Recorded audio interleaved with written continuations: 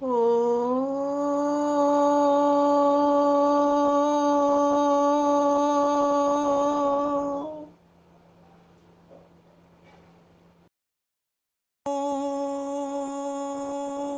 प्राणाय नमो यस्य सर्वमिदं वशे यो भूतः सर्वस्य ईश्वरो यस्मिन् सर्वं प्रतिष्ठितम् ॐ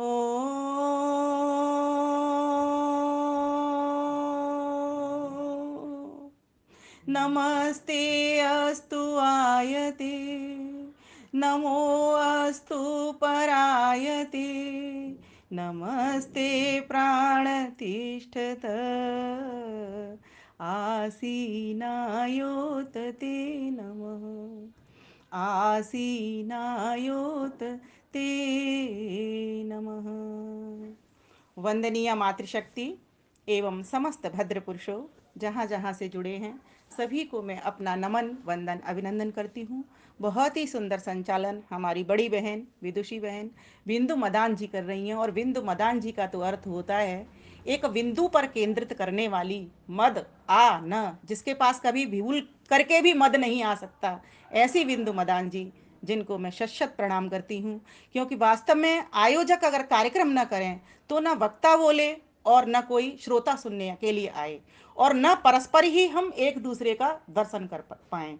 इतने सुंदर सुंदर नाम यहाँ पर दिखाई दे रहे हैं। वनिता जो बनना ही चाहती हैं हमेशा, विजय जी जो हमेशा विजय ही करना चाहती हैं, विजय दिलाना चाहती हैं, प्रेम जी जो हमेशा प्रेम ही सिखाती हैं, प्रेम ही सबके साथ करो।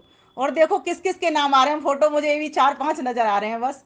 लेकिन सच बताऊं मैं, जिन जो भी जितनी भी माताएं बहनें आज जुड़ी हुई हैं, मुझे लग रहा है यहाँ पर संख्या 23-24 की जा रही है, सभी को मैं अति उससे कह रही हूँ, अंदर की आवाज से कह रही हूँ, आज हमारे आर्य समाज के भीतर ऐसी गार्गी मैत्रेयी विदुषी बहना बैठी हुई हैं कि जिनसे जितना भी तुम सीख लो और जिस भी क्षेत्र का सीख लो बहुत कम है। ये आर्य समाज का जो श्रेय है, संगठन बनाने का जो श्रेय है, महर्षि देव दयानंद सरस्वती को जाता है। उनको मैं हृदय से कोटि कोटि नमन वंदन करती हूँ। वास्तव में वो नहीं आते तो नारी जाति आज जिस तरीके से इन कार्यक्रमों को संचालित कर रही है, संयोजित कर रही है, बोल रही है, वक्ता बन करके, ब्रह्मा बन करके यज्ञ करा रही है, वो कार्यक्रम नहीं हो सकते थे। नारी जाति को तो पुरुषों ने ऐसे समझ लिया था जैसे कि पैरों की जूती। वाह रे महर्षि दयानंद, तू आया, तू वेद की ज्योति जला करके लाया, ओम के झंडे के नीचे हम सबको तूने बिठाया। तेरे लिए तो मैं निशब्द हो जाती हूँ जब बात आती है तो। परम पिता परमेश्वर को भी कोटिशः नमन करती हूँ। अगर वो हमको इन मानव के चोले को नहीं देता तो हम एक दूसरे को समझ नहीं पाते, इस मन बुद्धि के कोई कामों को कर नहीं पाते। तो आज का जो मैं विषय दे रही थी बहन जी को, आनंद भरे पल, हमारे आनंद के किस प्रकार से पल भर सकते हैं, किस प्रकार से हम प्रतिक्षण को आनंद से योत ओत प्रोत कर सकते हैं, उसका बहुत बढ़िया तरीका होता है हम भजन गाते रहें, गुनगुनाते रहें। हो जाता भव पार वही जो प्रभु को सिमरता है, जन्म मरण से छूट सदा नंद में विचरता है। हो जाता भव पार वही जो प्रभु को सिमरता है, जन्म मरण से छूट सदा नंद में विचरता है। हट जाता आवरण प्रकृति का मिलता है आनंद, दिख जाता निज रूप प्रभु का सतचित और आनंद, दिख जाता निज रूप प्रभु का सतचित और आनंद। मगन हो जाइए उस परमेश्वर में। संध्या का समय हो रहा है। जो जन उसको भजे प्यार से, जो जन उसको भजे प्यार से, उसको वरता है, जन्म मरण से छूट सदा नंद में विचरता है। हो जाता भव पार वही जो प्रभु को सिमरता है, हे जन्म मरण से छूट सदा नंद में विचरता है। उसके ज्ञान से नित नित मिलती खुशियाँ ही खुशियाँ, उसके ध्यान से नित नित खिलती तन मन की कलियाँ, उसके ध्यान से अगणित खिलती तन मन की कलियाँ। सुंदर सफल सजग और सुहाना सफर वो करता है, हो जाता भव पार वही जो प्रभु को सिमरता है। हे जन्म मरण से छूट सदा नंद में विचरता है। अंतिम पंक्तियां सभी बहनों को समर्पित कर रही हूँ। उसकी पूजा उसकी अर्चा उसके ही गुण गा, उसकी पूजा उसकी अर्चा उसके ही गुण गा, सत्संग स्वाध्याय और सेवा कर उस प्रभु को तू पा, सत्संग स्वाध्याय और सेवा से उस प्रभु को तू पा, विमल हो जाए अमर सदा, विमल हो जाए अमर सदा फिर कभी न मरता है। जन्म मरण से छूट सदा नंद में विचरता है, हो जाता भव पार वही जो प्रभु को सिमरता है, प्रभु को सिमरता है, प्रभु को सिमरता है। प्यारे भाइयों बहनों माताओं, अभी आप ये मेरा स्वरचित गीत सुन रहे थे। समय बहुत ही कम है, तेजी से भाग रहा है, मात्र 4 मिनट बची हुई हैं। भजन में मुझे लग रहा है 5 से 6 मिनट लगे हुए हैं। तो आइए कुछ विशेष बातें मैं आपके समक्ष रख दूं। व्यक्ति प्रभु को कब सिमरता है? आपके सामने एक प्रश्न रखती हूँ, व्यक्ति प्रभु को कब सिमरता है? या तो वो रोगी पड़ जाए, है ना, कि भगवान मेरा रोग ठीक कर दो, या फिर अत्यंत किसी से वियोग हो जाए, घर में कोई ऐसा व्यक्ति हो उससे वियोग हो जाए, तब उसको बस वही याद आता प्रभु, या तो दोष के लिए याद आएगा प्रभु तूने मेरे साथ क्या किया, है ना, और या फिर आएगा प्रभु मेरी रक्षा कर, मैं क्या करूं कहां जाऊं, है ना, या फिर भोगों को खूब भोग लेता है, वो भोगता जा रहा है लेकिन तृप्ति नहीं मिलती, भोगा न भुगता वह में वो भुगता, भोगते भोगते इतना बड़ा हो गया 50 60 70 का, लेकिन उसको तृप्ति नहीं मिली, तब वो जाता है।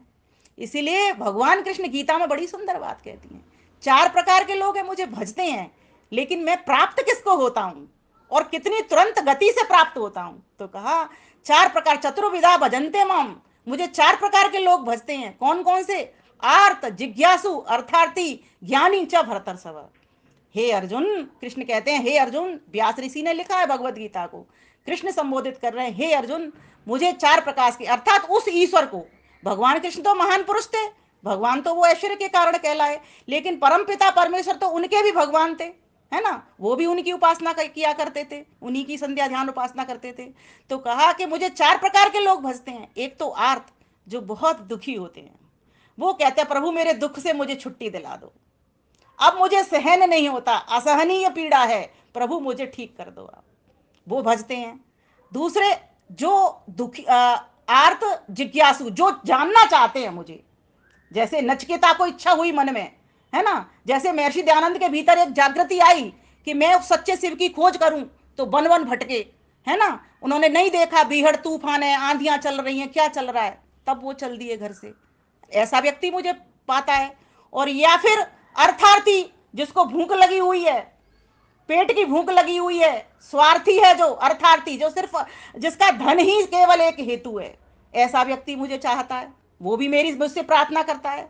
एक चौथा और होता है ज्ञानी व्यक्ति, वो अपना ज्ञान करता है, और ज्ञानी से मतलब शाब्दिक ज्ञानी नहीं, ज्ञानी से मतलब तत्व ज्ञानी, जो वो बोल रहा है वो उसकी क्रिया में जा रहा है, ऐसा ज्ञानी।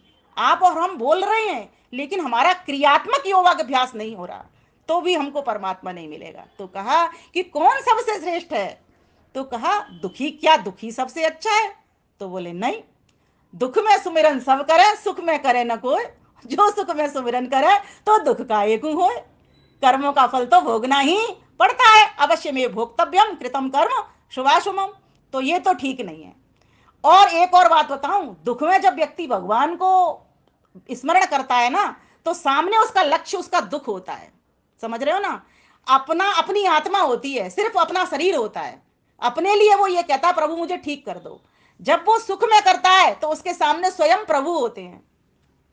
मांग बंदे मांग तू भगवान को, क्या करेगा। 5:30 हो गए, छोड़ दूंगा अपनी बात को या पूरी कर दूं? मांग बंदे मांग उस भगवान को, क्या करेगा मांग कर सामान को।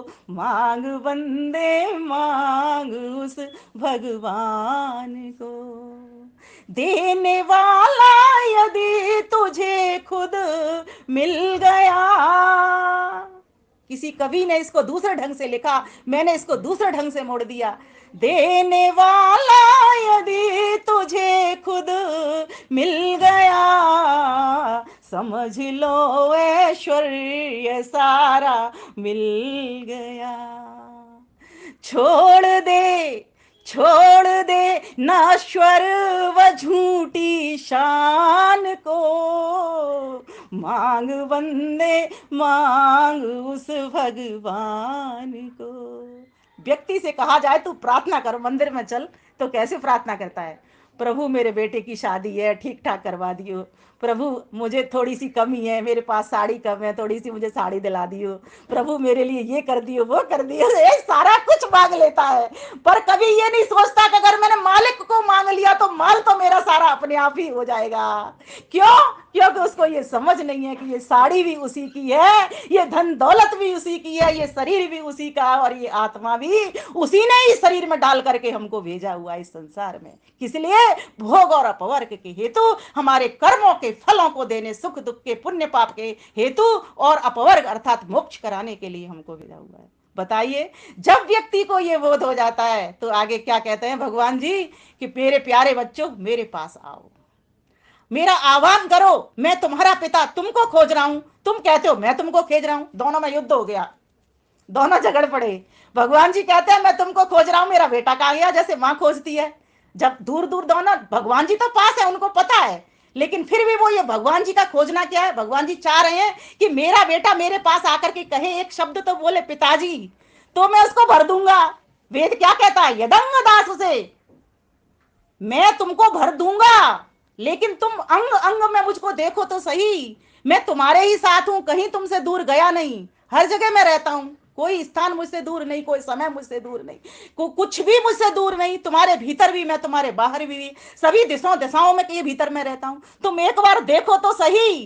तुमने तो सारी चीज को अपनी मान लिया है, तुम मुझे देखते कहाँ हो? तुम तो खुद मालिक बन बैठे हो। ध्यान देना, वो परमात्मा, हम ट्रस्टी तो हो सकते हैं, माल की सुरक्षा तो कर सकते हैं, लेकिन मालिक कभी भी नहीं हो सकते। अगर हम मालिक होते तो इस शरीर को छोड़ करके हमको कभी जाना नहीं पड़ता, हम पूरी तरीके से इस पर कब्जा करके बैठ जाते। लेकिन जब परमात्मा की घंटी बज जाती है, व्यक्ति इस चोले को छोड़ करके चल देता है। तो परमात्मा कहते हैं मेरे बच्चे मेरे पास आओ, मुझसे जुड़ो, फिर तुमको भर भर के दूंगा। तो सबसे पहली चीज क्या दूंगा?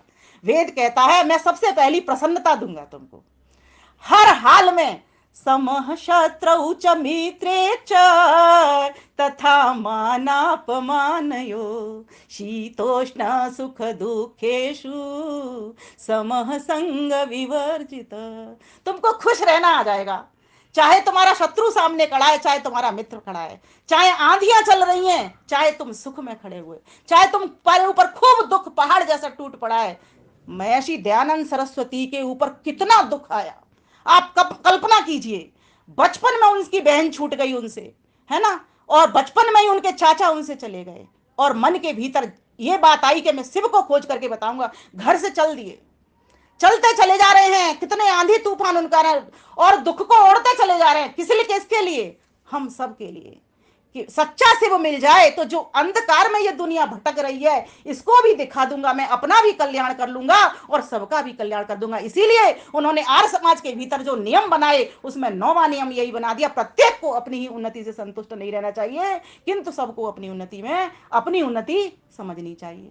तो बताइए, जो महान पुरुष हमारा संस्थापक, आर्य समाज का संस्थापक और हमारा गुरु बन करके हमको मिला और जो हमको ज्ञान की गंगा में नहलाने के लिए वेदों को लेकर के आया, बताइए महर्षि दयानंद सरस्वती को इतनी अच्छी वो नहीं आती थी इंग्लिश, तो उन्होंने बंदे तैयार किए कि जर्मन जाओ वहां से लेके आओ। मैं चाहता हूं कि ये नारी जाति के ऊपर, ये गौ माता के ऊपर, ये छोटे छोटे लोगों को जाति वाति में बटे हुए पड़े हैं, इन लोगों के ऊपर कितना अत्याचार हो रहा है, कितना अनाचार हो रहा है।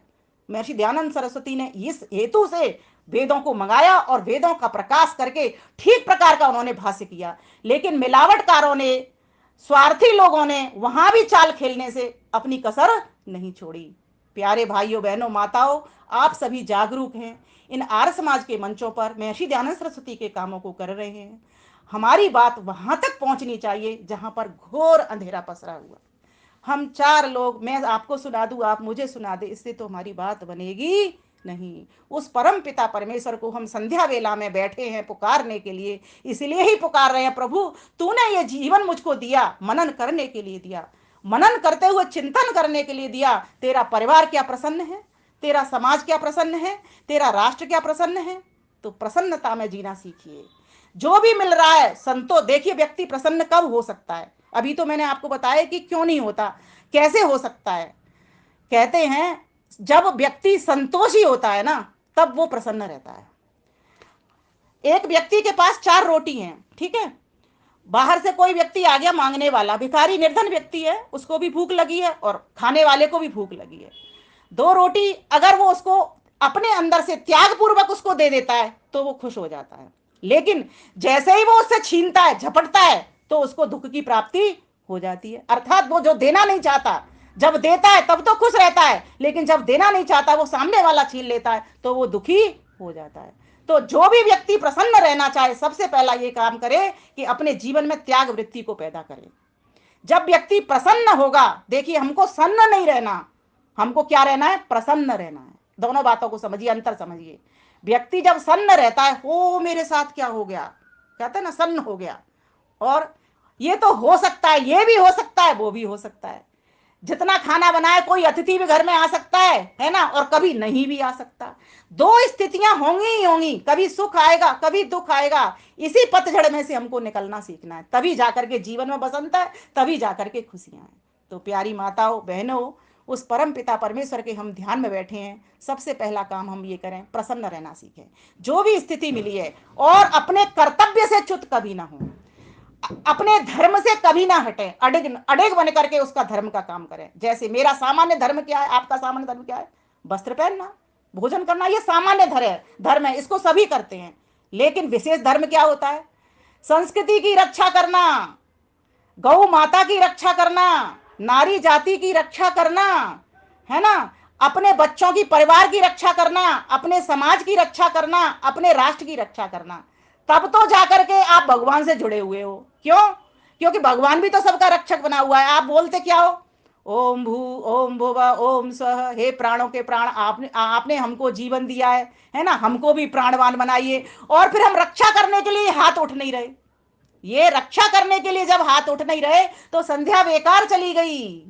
मेरी वाक वाक, मेरी वाणी में पवित्रता हो, दिव्यता हो। वो दिव्यता पवित्रता कब आएगी, जब मैं क्रियात्मक योगाभ्यास में ठहरूंगा तब। अर्थात जैसा मैं बोल रहा हूं वैसे ही पवित्र वाणी को मैं अपने जीवन में धारण करूंगा तब।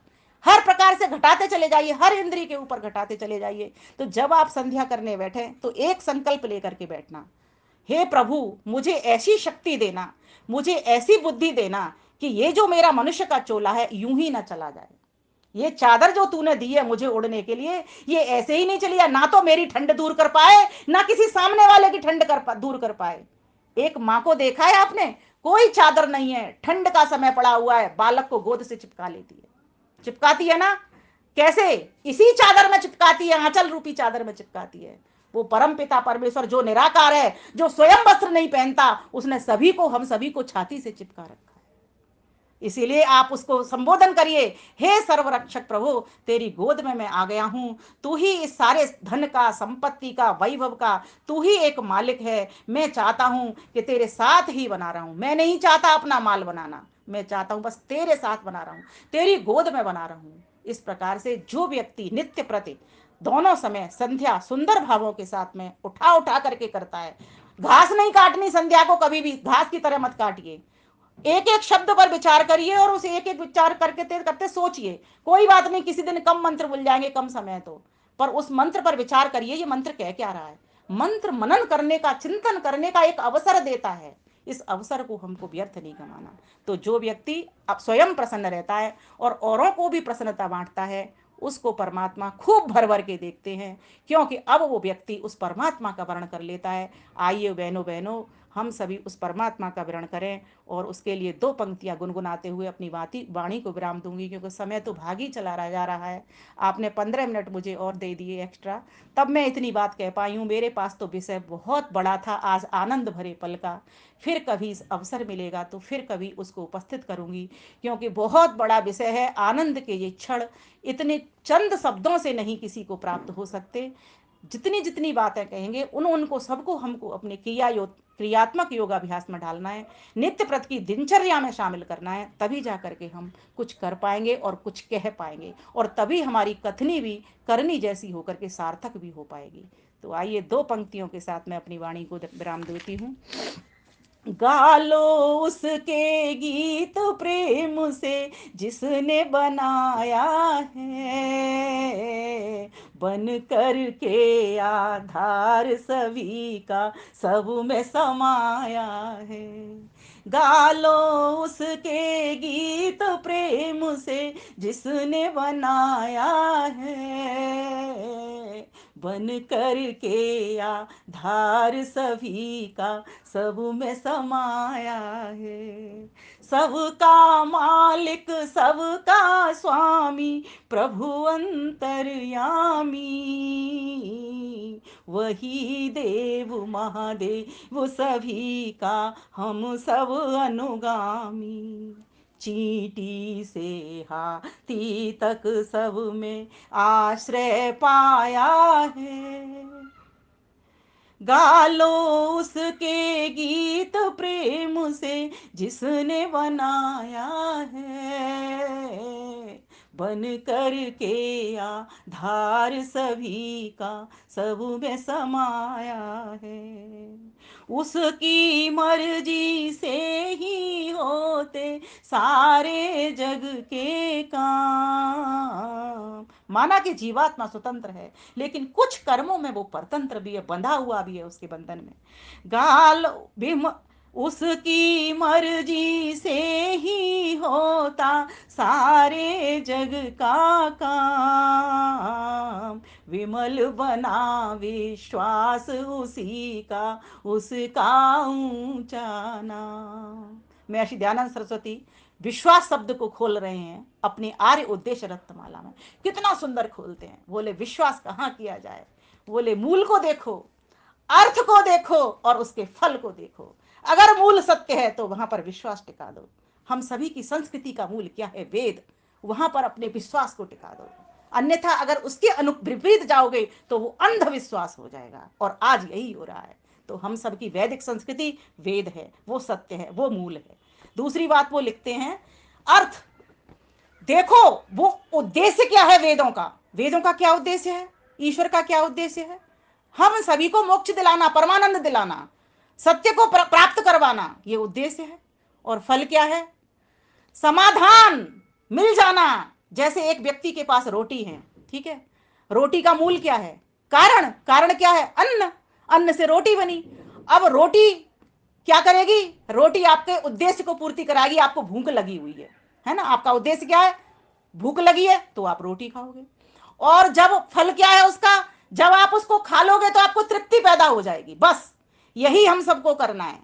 हमको कैसा विश्वास करना है उस परमेश्वर के, एक कोई सत्ता है, परम सत्ता है, सर्वज्ञ सत्ता है, सर्व शक्तिमान सत्ता है, सर्वज्ञ सत्ता है और सबकी रक्षक सत्ता है। बस ऐसा विश्वास बना करके जब आप ध्यान में ध्यानस्थ हो जाओगे तो कहोगे, विमल बना विश्वास उसी का, उसका ऊंचा नाम, उसकी मर्जी बिना न कोई कुछ कर पाया है। इसीलिए उसको वर्ण कर लो, फिर वो आप उसके हो जाओगे, वो आपका हो जाएगा। ओम यदग्ने श्यामहम त्वम त्वम बाघा श्यामहम स्युष्टे सत्या इहासिस, स्युष्टे सत्या इहासिस। हे प्रभु, तू मैं हो जाए, मैं तू हो जाऊं, मैंने तुझको वर्ण कर लिया, तू मेरा वर्ण कर ले। लेकिन यहाँ तक की स्थिति पहुंचने के लिए अगली बार आपको बताऊंगी कि कौन से वो कारण होते हैं। अब समय की सीमा है, 5:44 हो चुके हैं। आप सभी को धन्यवाद करती हूँ, नमस्ते करती हूँ, वंदन करती हूँ, नमन करती हूँ। माताओं का मुझे आशीर्वाद भी मिल रहा है, सभी माताएं मुस्कुरा रही हैं और ये मुस्कान माताओं के चेहरे पर हमेशा बनी रहे, ऐसी परमात्मा से मैं प्रार्थना करती हूँ। सदैव इसी प्रकार से खुशियाँ खुश रहें और खुशियाँ बिखेरते रहें, हम बच्चों को आशीर्वाद देते रहें। धन्यवाद, नमस्ते।